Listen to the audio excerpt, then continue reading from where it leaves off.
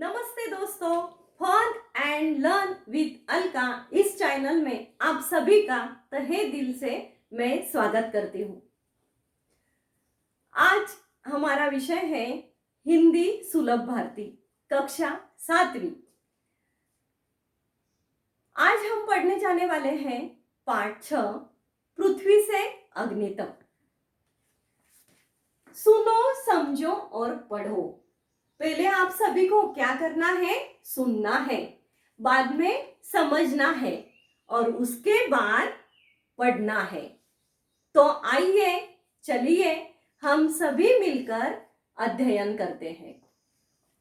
आइए देखिए जरा ध्यान से पाठ 6 पृथ्वी से अग्नि तक। यह जो पाठ है इसके लेखक है आदरणीय भूतपूर्व राष्ट्रपति डॉक्टर APJ अब्दुल कलाम।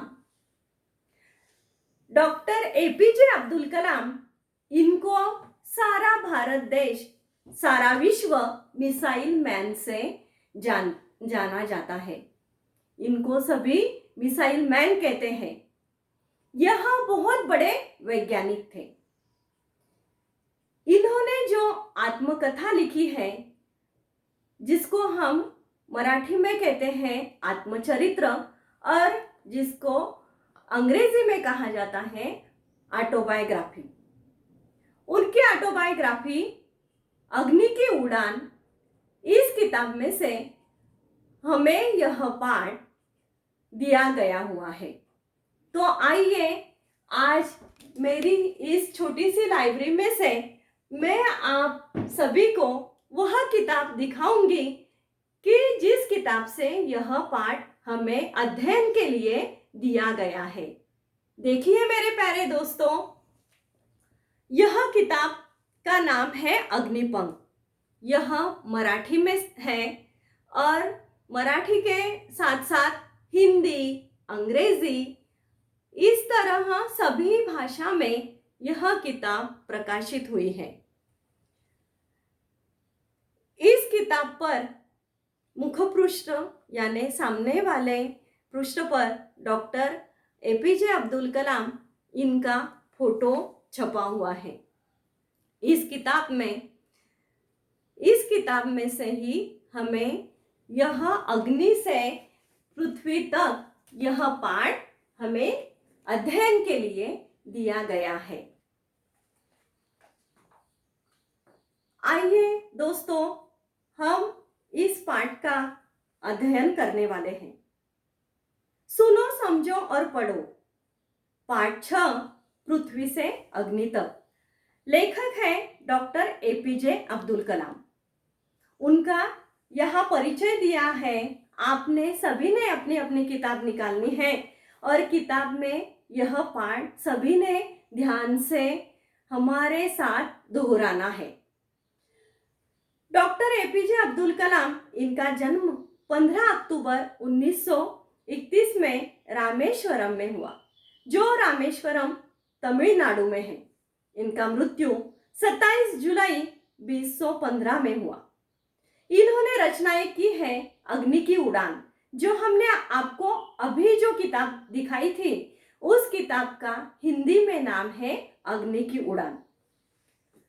छुआ आसमान आदि इन्होंने रचनाएं की हैं। डॉक्टर अब्दुल कलाम राष्ट्रपति पद को विभूषित किया इन्होंने। अनमोल योगदान के लिए डॉक्टर आपको भारत रत्न सम्मान प्राप्त हुआ है। प्रस्तुत आत्मकथा अग्नि की उड़ान इस किताब से ली हुई है। आपको स्वयं अध्ययन के लिए किताब में दिया हुआ है और सभी ने यह स्वयं अध्ययन करना है। स्वयं अध्ययन के लिए क्या दिया है तो ध्यान से सुनना है। किसी महान विभूति का जीवन क्रम वर्षानुसार बनाकर लिखना है और पढ़ना है। जैसे उनका जन्म, शालेय शिक्षा और उन्होंने किए हुए कार्य आदि के बारे में जानकारी लेना है।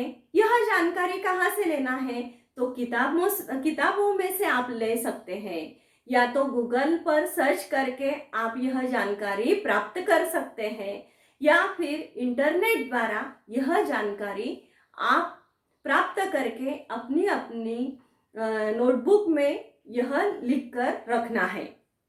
तो आइए दोस्तों, हम इस पाठ का पहला परिच्छेद देखेंगे। बालासोर में अंतरिक्ष परीक्षण का काम पूरा होने में अब भी कम से कम 1 साल की देरी थी। हमने पृथ्वी के प्रक्षेपण के लिए श्रीहरिकोटा अंतरिक्ष केंद्र में विशेष सुविधाएं स्थापित की। इनमें से एक लॉन्च पैड, ब्लॉक हाउस, नियंत्रण उपकरण तथा चलित दूरमिति केंद्र शामिल थे। तो आइए दोस्तों, श्रीहरिकोटा में हम इस पृथ्वी के प्रक्षेपण की तैयारी जोरों शोरों से की जा रही थी। तो क्या क्या इस पृथ्वी परीक्षण में किया गया था? तो इनमें से एक लॉन्च पैड, ब्लॉक हाउस, नियंत्रण उपकरण तथा चलित दूरमिति केंद्र, इसकी तैयारी की गई थी। आइए, दूसरा परिच्छेद है, पृथ्वी उपग्रह को 25 फरवरी 1928 को सुबह 11:23 पर छोड़ा गया। यह देश के रॉकेट विज्ञान के इतिहास में एक युगांतकारी घटना थी। निर्देशित मिसाइलों के क्षेत्र में एक आत्मनिर्भर देश के रूप में पृथ्वी के उद्भव ने संसार के सभी विकसित देशों को विचलित कर दिया। सामर्थ्यशील नागरिक, अंतरिक्ष उद्योग और व्यवहार्य मिसाइल आधारित सुरक्षा प्रणालियों ने भारत को चुनिंदा राष्ट्रों के समूह में पहुंचा दिया था। देखिए, यह एक युगांतकारी घटना है। युगांतकारी, इसका अर्थ है युग प्रवर्तक। युग प्रवर्तक घटना है और इसने हमें आत्मनिर्भर भी बनाया है। आत्मनिर्भर यानी स्वावलंबी। चुनिंदा देशों के नामों में हमारे भारत देश का नाम ऊंचा कर दिया है, शामिल कर दिया है। चुनिंदा यानी चुना हुआ, भूतपूर्व यानी अनोखा, गतिविधियां यानी कृतियां। इस प्रकार पृथ्वी का प्रक्षेपण कहाँ होने वाला था? तो पृथ्वी का प्रक्षेपण होने वाला था श्रीहरिकोटा में। बराबर, पृथ्वी का प्रक्षेपण कहाँ होने वाला था? इस सवाल का जवाब क्या है? बराबर बात कर रहे हैं, बराबर जवाब दे रहे हैं आप सभी। कहाँ होने वाला था?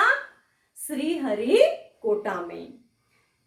इस पृथ्वी उपग्रह कब छोड़ा गया? यह पृथ्वी उपग्रह कब छोड़ा गया? तो यह पृथ्वी उपग्रह 25 फरवरी 1928 को सुबह 11:23 पर छोड़ा गया। तो देखिए बच्चों, आगे देखिए, लेकिन क्या एक पृथ्वी ही पर्याप्त होगा? क्या 4-5 मिसाइल प्रणालियों का स्वदेशी विकास हमें पर्याप्त रूप से ताकतवर बना पाएगा? उसी समय अग्नि को एक टेक्नोलॉजी प्रदर्शन परियोजना के रूप में विकसित किया जा रहा था। देश के भीतर उपलब्ध समस्त संसाधनों को दांव पर लगाकर यही एक उत्तर था कि अग्नि टीम में 500 से अधिक वैज्ञानिक थे और इन विशाल प्रक्षेपणों में अनेक संगठनों का नेटवर्क बनाया गया था। देखिए बच्चों, इस अग्नि टीम में 500 से अधिक वैज्ञानिक थे और उसी वैज्ञानिक में हमारे आदरणीय भूतपूर्व डॉक्टर एपीजे अब्दुल कलाम यह मेन बॉस थे। अग्नि का प्रक्षेपण 20 अप्रैल 1989 को निर्धारित किया गया। देखिए, इस अग्नि का प्रक्षेपण भी निर्धारित किया। कब निर्धारित किया बताइए? बराबर बता रहे हैं आप, 20 अप्रैल 1989 को निर्धारित किया गया। यह एक अभूतपूर्व अभ्यास होने जा रहा था। आंतरिक प्रक्षेपण यान के विपरीत मिसाइल प्रक्षेपण में व्यापक स्तर पर सुरक्षा संबंधी खतरे शामिल होते हैं। प्रक्षेपण की पूर्व तैयारी की सारी गतिविधियां तय कार्यक्रम के अनुसार पूरी हो गई थी। गतिविधियां यानी क्या? कृतियां। गतिविधियां इसका अर्थ है कृतियां। जिस समय हम टी पॉइंट -14 सेकंड पर थे, कंप्यूटर ने सेकंड संकेत दिया कि उपकरणों में से कोई एक ठीक से काम नहीं कर रहा है। इसे तुरंत सुधार दिया गया। इस बीच निचली रेंज केंद्र ने होल्ड के लिए कहा। अगले कुछ सेकंड में जगह जगह होल्ड की जरूरत पड़ गई। हमें प्रक्षेपण स्थगित करना पड़ा। इस तरह निर्धारित समय तो किया था, लेकिन कुछ प्रॉब्लम आने के कारण उस समय प्रक्षेपण स्थगित कर दिया गया। स्थगित करना यानी रुकवा देना। वहां यह प्रक्षेपण रुकवा दिया गया। आइए मैं अपनी टीम में अभी डॉक्टर एपीजे अब्दुल कलाम बता रहे हैं कि मैं अपनी टीम के सदस्यों से मिलने गया जो सदमे और शौक की हालत में थे। मैंने एक SLB -3 के अपने अनुभव को उनके साथ बांटा। मेरा प्रक्षेपण यान तो गिरकर समुद्र में खो गया था, लेकिन उसकी वापसी सफलता के साथ हुई। आपकी मिसाइल अभी तक आपके सामने है। वास्तव में आपने कुछ भी ऐसा नहीं खोया है जिसे 1-2 हफ्तों के काम से सुधारा न जा सके। इस विवरण ने उन्हें जड़ता की हालत से झकझोर कर बाहर निकाल लिया और सारी की सारी टीम उपप्रणालियों की जांच और उन्हें ठीक करने के काम में फिर से जुट गई। देखिए, इस टीम को डॉक्टर एपीजे अब्दुल कलाम, इन्होंने उनका अनुभव शेयर किया, उनके बारे में बताया। फिर सभी टीम को लगा कि नहीं, सफलता के ओर हम सब बढ़ सकते हैं, सफलता की मंजिल हम सब पा सकते हैं। इसी प्रकार उन्होंने उनका अनुभव यानी एक्सपीरियंस शेयर किया, यानी अनुभव सभी के साथ बांटा और सभी को उनका हौसला बढ़ाया। तो आइए, अगले 10 दिन तक दिन रात चले विस्तृत विश्लेषण के बाद हमारे वैज्ञानिकों ने मिसाइल को 1 मई 1989 को प्रक्षेपण के लिए तैयार कर लिया। देखिए दोस्तों, इस तरह सभी फिर से काम में जुट गए, मेहनत की और फिर उस दिन का इंतजार करने लगे। लेकिन स्वचालित कंप्यूटर जांच अवधि के दौरान T-10 सेकंड पर एक होल्ड का संकेत दिखाई पड़ा। प्रक्षेपण फिर एक बार स्थगित करना पड़ा। रॉकेट विज्ञान के क्षेत्र में इस तरह की चीजें बहुत आम है और अक्सर अन्य देशों में भी होती रहती है। इस तरह फिर से होल्ड किया गया, फिर से वहां प्रक्षेपण रुक गया। मैंने DRDL RCI परिवार के 2000 से अधिक सदस्यों को संबोधित किया। हमारे डॉक्टर एपीजे अब्दुल कलाम बता रहे हैं कि उन्होंने क्या किया। RDL RCI परिवार के 2000 से भी अधिक सदस्यों को संबोधित किया था। क्या संबोधित किया था, क्या जानकारी बताई थी?